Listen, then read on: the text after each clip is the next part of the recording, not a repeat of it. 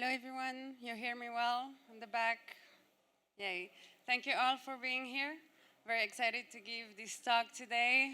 It's part of the series called Crypto Lawyers on the Loose. The first talk we gave in this series was at ITCC last year. Go check it out. There we dumped a lot of crypto law non-advice. Non-advice, yeah. Here it's going to be more about policies and ways kind of to design the space forward. Yeah, and the disclaimer here, this is not legal advice, but you know it. So we're gonna first start by talking about the potential of privacy for the space. Why is it important to have more private enclosures? I'm gonna give some creative paths forward for you to explore in our search for more privacy. And Silke is gonna give you some more practical insights on what this all means for DAOs. So privacy. Privacy, what does it do? So I broke it down in two main kind of positive points why privacy is desirable. The first one is because it increases the realm of possibilities. And a good illustration for this is, for instance, when you talk to your lawyer, you want this talk to be private and confidential, so it enables you to talk more freely and brainstorm various strategies that can be mutually exclusive or self-defeating, and you want this brainstorm to be private, right? And you want then the path that you follow or the strategy that you follow to be kind of unpolluted with the other paths that you observed or discussed. So this is on a personal level, but it can be also applied to organizations, and we're gonna give more details on what it means for DAOs more specifically later. Privacy is also a protection against cancellations. And cancellations here has to be understood in a very broad sense. So you can be canceled from communities, and we saw that happening very recently in crypto. You can be canceled from crypto Twitter, you can be canceled from your communities, families, religious communities. You can be canceled from your work, which means being fired, for instance, or promoted or demoted, for instance, depending on your gender. And you can also be canceled by state agents, and in the worst case, it means being imprisoned.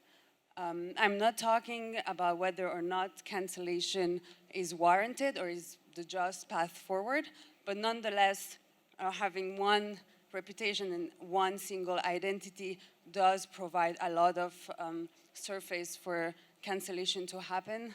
And here I just wrote, reputation shouldn't be portable by default.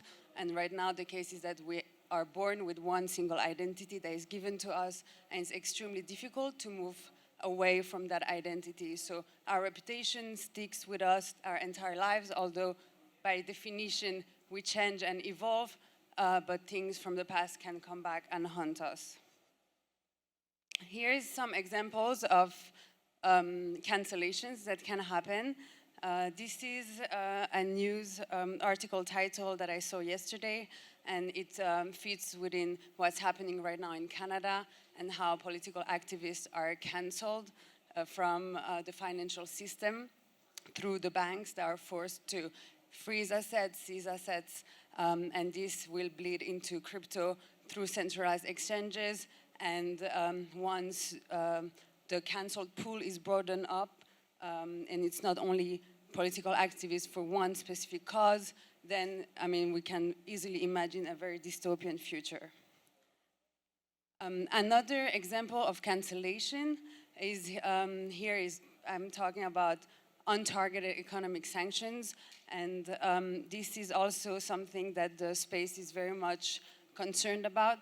And here I listed how economic sanctions can bleed through our lives through different kind of normative frameworks. So national laws enact sanctions and punishments for breach of sanctions. They can be international sanctions, so through treaties, through international bodies, but also through, for example, the FATF or other kind of organizations that have international influence. There's self-cancellation through peer pressure, self-censorship. I won't disclose where I'm from, for instance, or some things you say or you don't say in order not to be cancelled, but it's a form of self-censorship. There is cancellation through propaganda and cancellation through deterrence, which is what we've observed recently happening in the space. And if you follow my Twitter, I wrote a lot about this.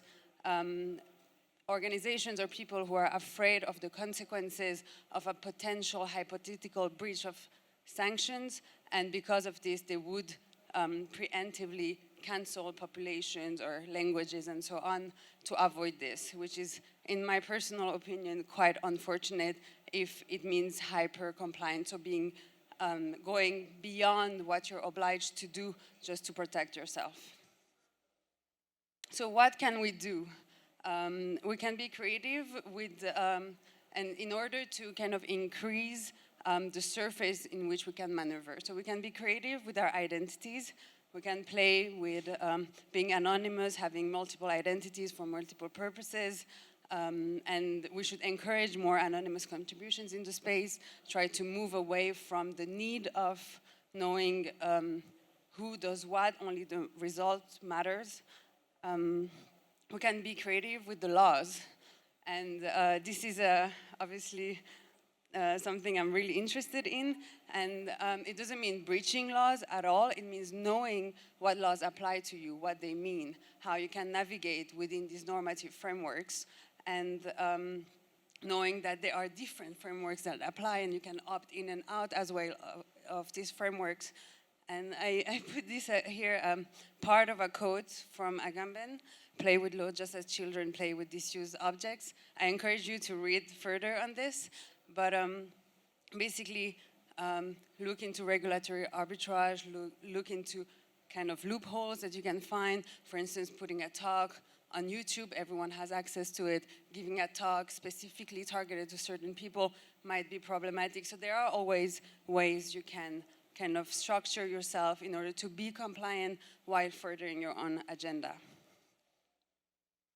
And the most important part, be creative with the designs you're coming up when you're building. And here I put this slide I found on Twitter. I haven't double-checked it with IBM, but this is no news. Basically, already in 1979, a computer cannot be held accountable. Who can be held accountable is people behind it. And why and when can they be held accountable? When there is a centralized point within their persona. And what we could do with the designs we're coming up is further privacy in the designs and make sure that the centralized points are limited to a maximum. And here you can see I made this up, but the more trust is required by a protocol, the more reputation is needed and important. And it's very, very important, at least in my opinion, that the trust is limited and designed in a way where we know exactly what kind of reputation we need and what has to be proven, so that other things that we might have said or done that are irrelevant cannot pollute our activity. So I'm going to speak a bit more about the context. Everyone is talking about DAOs. DAOs are basically everywhere. I mean, you know, have a DAO to free Ross Ulbricht, have a DAO to get around licensing requirement for DEX, free Assange, have a DAO, raise money for children's orphanages, have a DAO, Russia invading Ukraine, have a DAO. So basically, everyone at the moment talk about it. We know DAOs become more and more important. And they seem to be, at the moment, very much the wonder drug of the crypto community. Like everything is now going to be solved through the DAOs. Because we are going to have more DAOs, I think there is a need for considering more the privacy concerns that come with it. When you look at DAOs and how they compare to legacy legal institutions, and I'm now speaking mainly about on-chain instantiations of the DAO, what you see is that in legacy legal institutions like corporations or companies, you have very little transparency. And if there is transparency, it's usually like enshrined in the law. Yeah, you need to do you need to submit financial statements, but generally you have confidentiality of funds. You have confidentiality of decisions. Yes, some decisions need to be public. Some are advertised by the company themselves. You have confidentiality of relations to third party unless you want to disclose it that you had this new cool deal with a company. And you have also, to a certain extent, confidentiality of participation. It isn't that clear, while usually in companies, you know, inside the company, you know the names of people. Sorry. But it's very much inside the company, and outside you mainly see the officers, the directors that actually have fiduciary duties.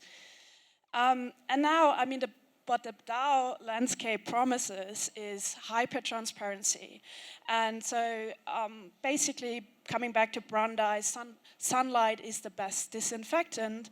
And in line with solar punk ideology, we have transparency of funds, especially you can usually see anything on chain that the DAO has. You have transparency of decisions, at least, you know, when the decisions are taken. At the moment, it's usually by way of proposal. Obviously, there, you know, a lot of the DAOs right now, the decisions are, you know, you have discussions in the back, and there might be just a few people deciding them. But you have it. There's transparency to this. You also have transparency for public third-party relations, because usually if you're a service provider to a DAO, you make a proposal and most of this is public. So people can know what you agree to, what milestones you have, and how whether you're going to meet it or not. And there's transparency of participation, and people tell me, no, that's not really true, but even if you're pseudo-anon, all your voting, your commenting, whatever, it's public. So in that way, in terms of transparency, DAOs are very different from legacy system institutions.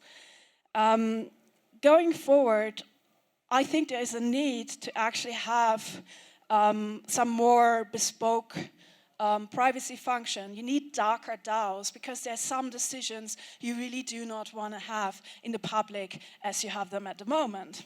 So when I say this, that we need to have some dark DAOs or darker DAOs, then usually what comes up is this paper from 2018 from Diane and friends, which basically talks about the danger of privacy anon DAOs, so basically in relation to voting systems. So what they've shown or what they've claimed is that when you have dark DAO primitives like privacy modules and function, you end up in a plutocracy. Like a voting system made like that will eventually end up in plutocracy.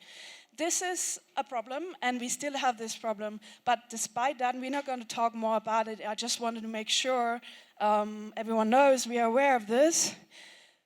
But there are functions in DAOs that actually need privacy, and as Fatemeh actually explained, you have user participation and actions when they vote are actually associated to some kind of long-standing identity. You might, in certain instances, in more controversial matters, really want to have privacy. In legal disputes, it doesn't make much sense for a law firm to put their strategy publicly before something has happened, unless this is your strategy, unless this is good for it.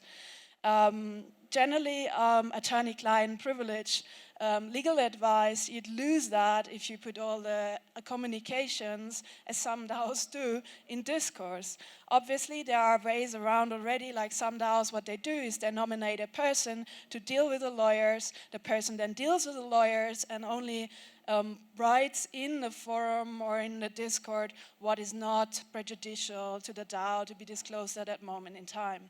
But I think what needs to be built there, we need to have tools, or we have to use, there are actually some tools already, but we need to use those tools and think about much more about privacy in this matter.